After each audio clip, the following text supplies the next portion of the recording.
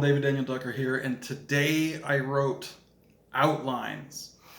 I haven't done a video in a couple days. That's not because I've been partying, although I have been partying, but it's because I haven't been doing a lot of writing. I have been doing a lot of outlining, um, so I thought since no writing is getting done and it's meaning fewer videos, let's talk about what I am doing. So that's kind of the point of a vlog, my author's vlog, and I've been outlining.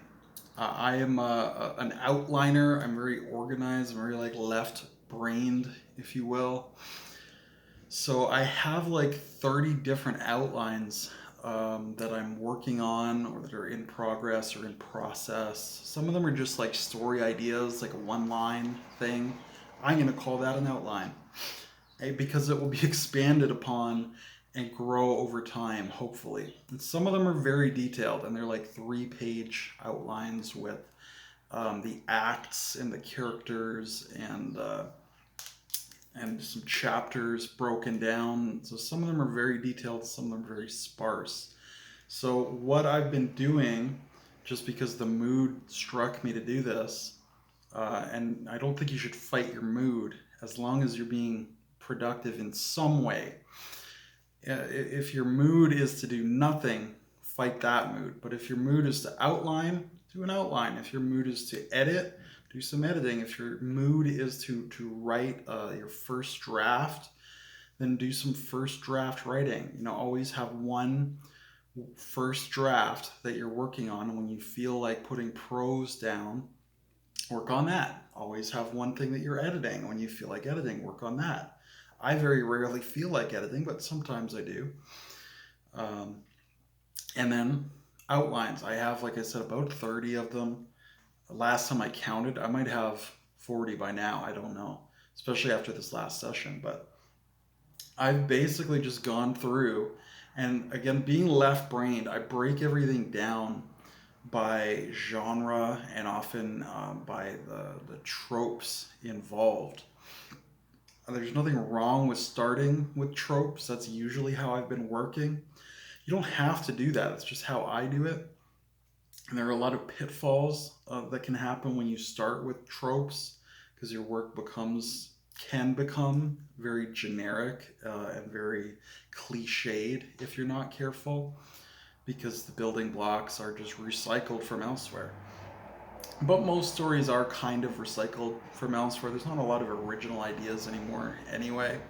As a young author, a rookie, if you will, I'm working with those building blocks.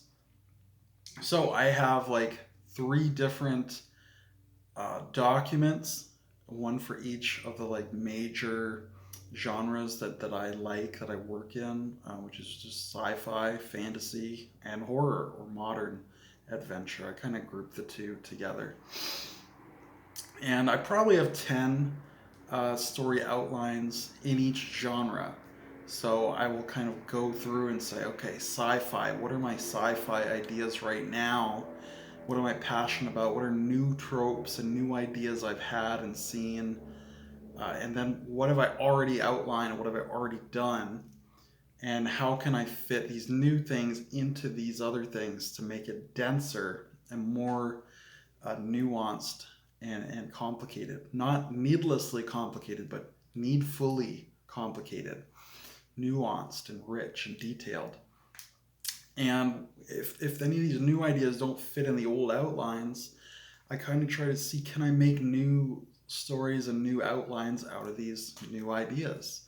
And then I just try to plug those in. So I go through sci-fi, and then I did a lot on like modern and horror with this session.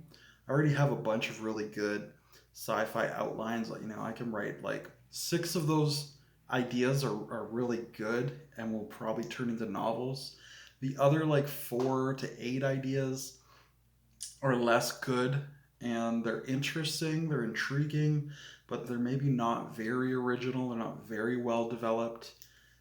But as I go through, I can pick and pull and modulate and change them. For example, I've had these 3 sci-fi story ideas that are all very similar to each other. And now in this session, I was looking at how can I make each of these distinct and unique and pull them apart from each other? Or should I just slam them together and make them into one story? And I've ended up pulling them apart and saying these three ideas, each can support its own novel. How can I make those three novels really different from each other and focused? And that being said, those three ideas for novels, I think they'd be fine as novels, but I don't think they're the greatest high concept ideas I've ever had or that I even have waiting in execution. So I'd love to do them someday. I'm passionate about them, but I think there are better tasks to suit my time right now. And that's kind of the point of doing all these outlines is I can rank them and see where is my time best spent right now. What's the best of these 10 sci-fi ideas? I'll do that one next. Or, which am I most passionate about if I'm more passionate about one than another? And I break it down by genre too. Cyberpunk, space opera, hard sci-fi. I have a couple of ideas for that.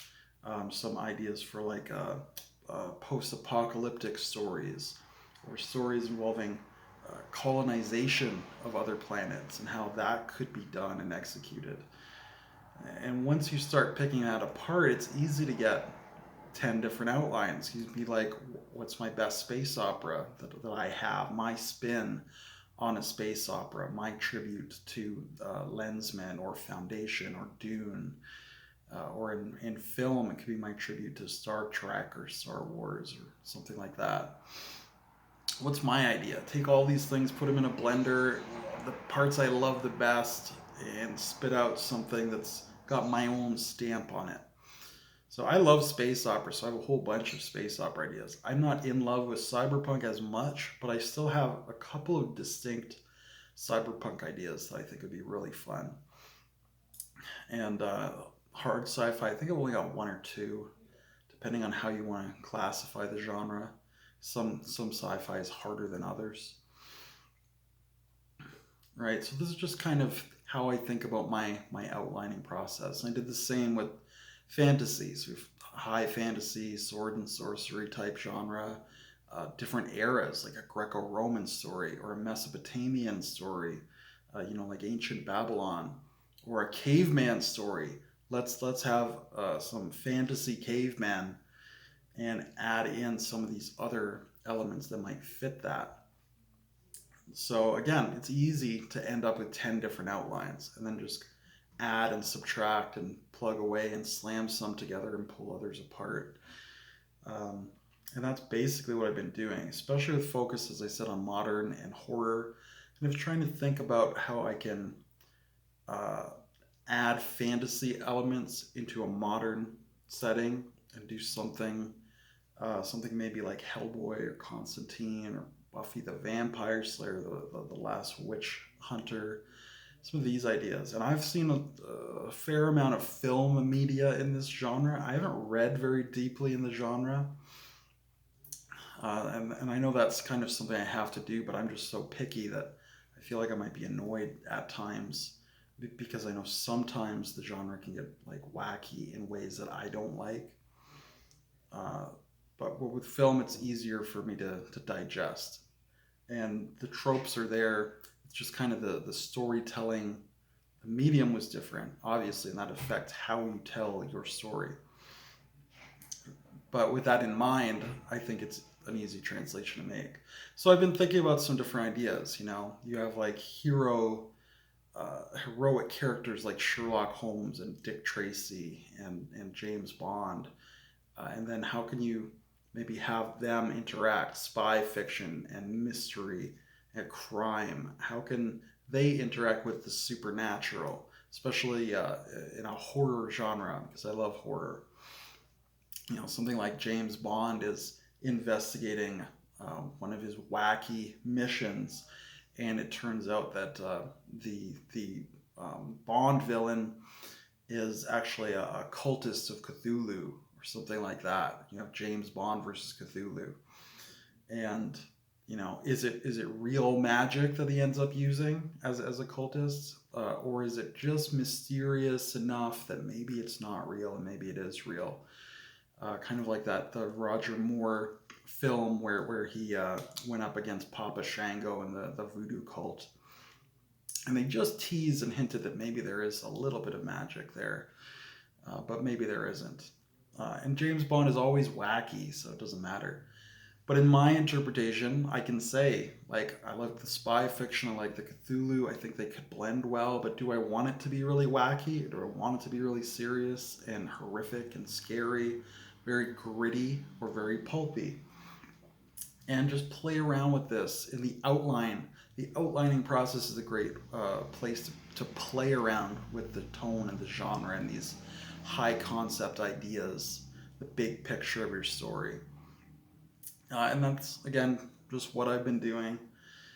So, the urban fantasy narrative, but also like maybe some modern sci-fi. You take those same characters and how can you inject science fiction elements into them? Maybe Sherlock Holmes becomes involved with a mad scientist of some sort, but the actual like mad science that he has is just something they didn't have in the Victorian era that maybe we have today, or maybe we're close to having today.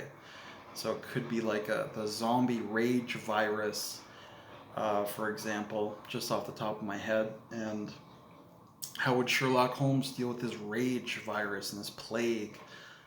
So you might call that a zombie story, because often like zombies are have this rage virus origin. But you can lean it more towards a mad science and a pandemic and a focused bioweapon type story set in like Victorian England. And could that work? Could that be a story? It could. I don't think that's going to make my list of 10. That's not something I'm super interested in. But that's the kind of thing that I've been doing as I've been going through and outlining. Just mixing and mashing and saying how can I fit different pieces and parts together and make stories out of them that will stand on their own, and that will be worth writing and worth reading and worth promoting. And again, by having these 30 options, when I'm done my next work in progress, I'll have a really good idea of what I want to do next, and also what I don't want to do next, because I don't want to waste my time, and I do want to maximize my time. That's kind of how I do it, is by being prepared and pre-planning. Failing to plan is preparing to fail. So I always try to have a plan. The execution can vary, but your execution will be better overall most of the time if you have a plan than if you don't. So that's my vlog for today. It's very long, and I don't know if I said a whole lot, but that's what I've been doing, is outlining. So I've had 2 very long outlining sessions, and now I think I'm actually finally ready to get back into editing, because I still have to add new scenes into my last work in progress, which is probably what you're waiting for, to hear about them. But I haven't written it yet, so this is what I've been doing. And also, I've been partying. But this is not a personal blog. This is a video author's blog. So I will leave you with that. And until I see you again, good day, good writing. It's David Daniel Ducker, signing off.